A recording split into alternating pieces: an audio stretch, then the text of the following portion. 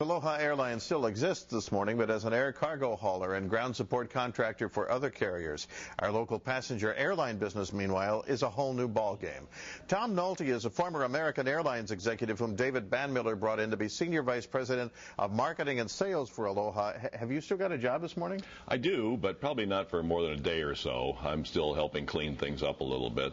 You know, when I woke up this morning, I started thinking, well, maybe this was all a nightmare or it's an April Fool's joke or something else, but clearly wasn't. Yeah. This was just the fruition of a diabolical plan by Mesa Airlines to put Aloha Airlines employees on the street and put Aloha out of business. That all came out in court. It actually happened. They executed on the plan, and now we've got a whole bunch of unemployed people.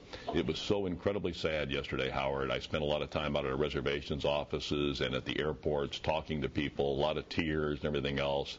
And I told them all to hold their heads high, that they didn't do anything wrong, that they ran that airline perfectly. It was a wonderful airline and one of the best in the nation for on-time arrivals and customer service, and that they should go out proud. They were just victims of a diabolical plan to steal their jobs. Now, when Hawaiian sued over essentially the same thing, the judge did find in favor of Hawaiian's arguments, and there was a substantial damage award that Mesa may yet have to pay to Hawaiian. And it occurred to me that if Aloha, which has its own suit still pending later in the year, were to win a similar award, that would be between double and triple what the company owes. It would be. In fact, that would probably be the end of their company. But because you're right, a lot of evidence came out in that Hawaiian trial that really pointed clearly to exactly what was going on. When their CFO and an outside consultant were talking about the market in an email, when they actually discussed the fact that it's not a three-carrier market, and the only way to really survive is sort of push Aloha over the edge.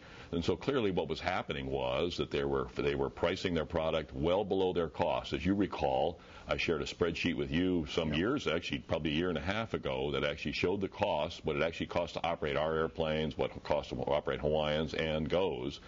And GO had the highest operating cost, not the lowest.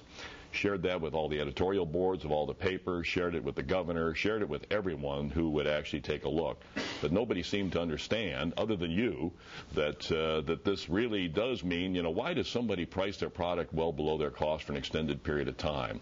What does that mean? What are they trying to do with that? What they were trying to do was bleed us of our cash to scare off our investors and eventually put the company out of business, which is exactly what they've done with our passenger business. Everybody keeps asking me why the Justice Department hasn't investigated. Did you ever get any inkling that maybe Justice was looking into it? We talked to Justice Department, talked to everybody. We talked to anybody who would listen, because we knew exactly what the plan was and what was going on. We had some wonderful investors on the mainland who put a lot of money, put over $150 million into Aloha.